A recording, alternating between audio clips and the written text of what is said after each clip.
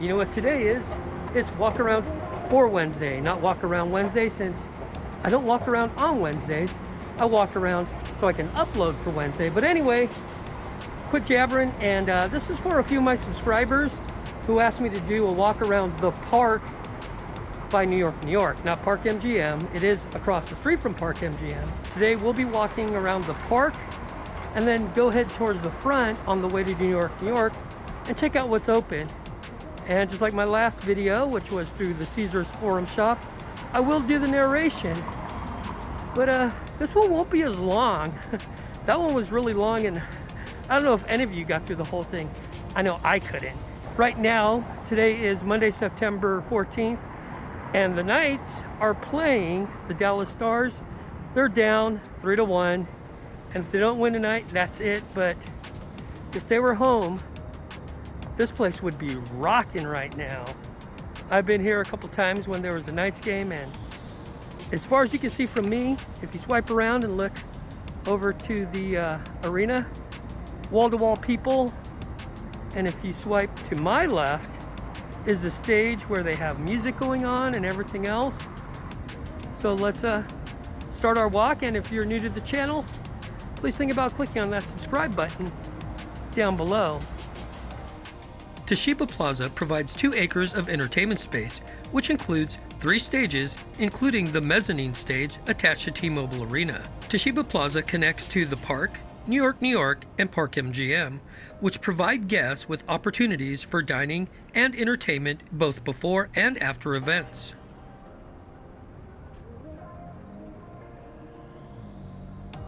Here are some T-Mobile Arena fun facts. Groundbreaking was started on May 1st of 2014.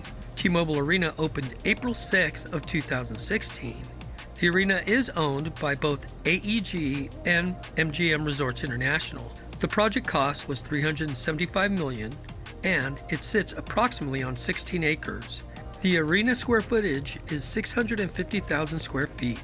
In front of us is Bliss Dance, which is a 40-foot tall sculpture of a dancing woman, celebrating the strength of a woman who is both safe and present.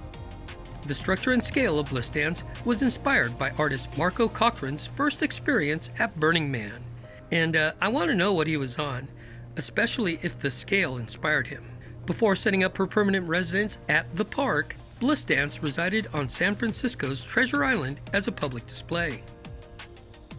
Opened in 2016 and on the site of the former Dunes Golf Course, the park is an outdoor dining and entertainment complex with an eclectic blend of restaurants, bars, and entertainment that combines New York, New York, Park MGM, and the T-Mobile Arena into one destination venue. What makes the park unique is its sustainable, authentic, and contextual design by resembling the Mojave region and reinforcing that Las Vegas is an oasis in the desert. The park utilizes sustainability guidelines for water use, especially with the constant exposure to the sun, the heat, dust storms, and of course the scarcity of water. First restaurant up on my right is Sake Rock. Now this place was more like a rave. I've actually eaten there. It's Japanese-inspired food with plenty of crowd participation like sake bombs. It was definitely a social dining experience, but not anymore, and there is no date for when it will reopen. And right next to Sake Rock is another closed restaurant, California Pizza Kitchen, or CPK. If you've never eaten at CPK, they offer hand-tossed artisanal pizzas with fresh and seasonal toppings. Now, it's not your typical greasy, artery-clogging, obesity-enabling pizza place. So they also have entrees and appetizers too. And a little trivia, CPK is owned by Golden Gate Capital.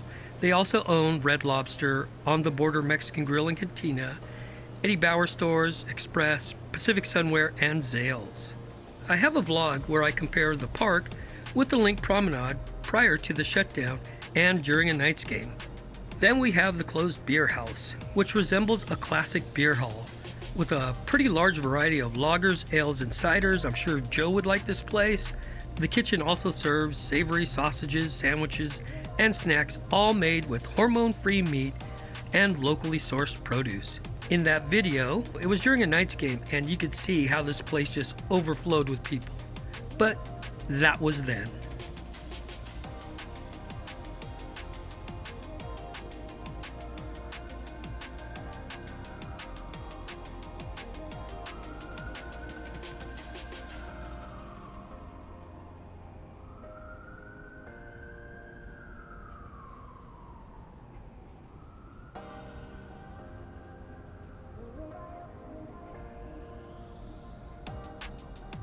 Across from Beer House is the Hello Kitty Cafe, closed.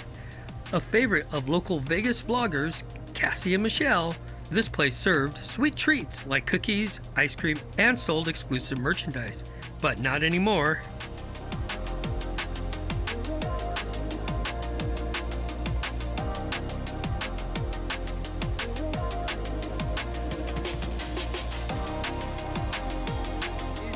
Real quick on the news today, Park MGM announced they will be opening on September 30th. And get this, it's going to be a totally smoke-free hotel and casino. So that's September 30th, Park MGM will reopen.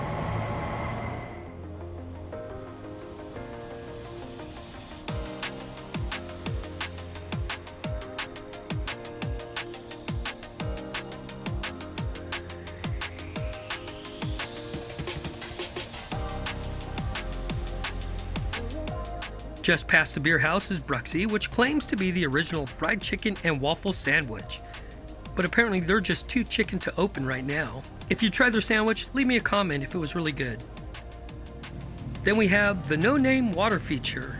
It looks great at night, and if you duck low enough while you're walking through, it almost drowns out the noise from Las Vegas Boulevard. Best time to take a picture here is right at sunset and for the next 30 minutes, which is called Civil Twilight. You've got about 20 to 30 minutes, and that's when it's best because the lights are on and the sky is darker. So you should get some really good shots.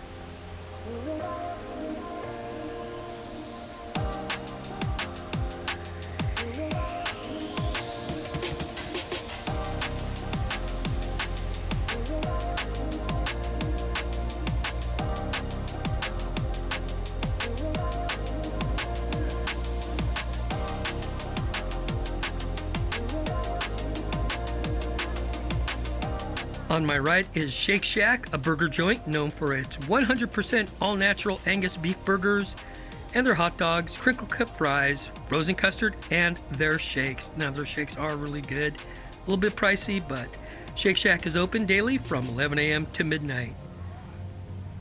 Leave me a comment if you've tried Shake Shack and what you liked. Or if you ordered a shake, which shake did you like? Anyway, link to their menu is in the description below.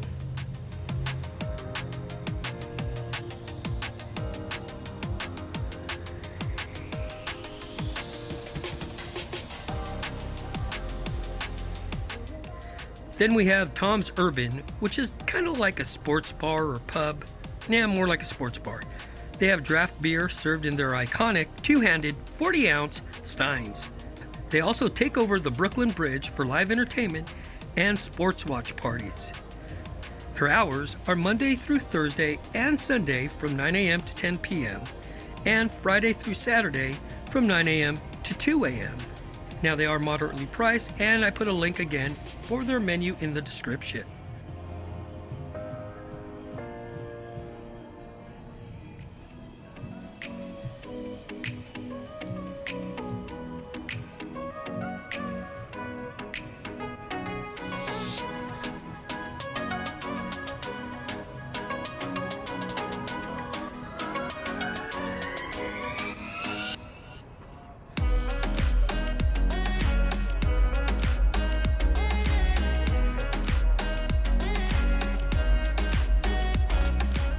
And on the right, we have a Starbucks, because how else would you beat the Vegas heat than with an iced frap?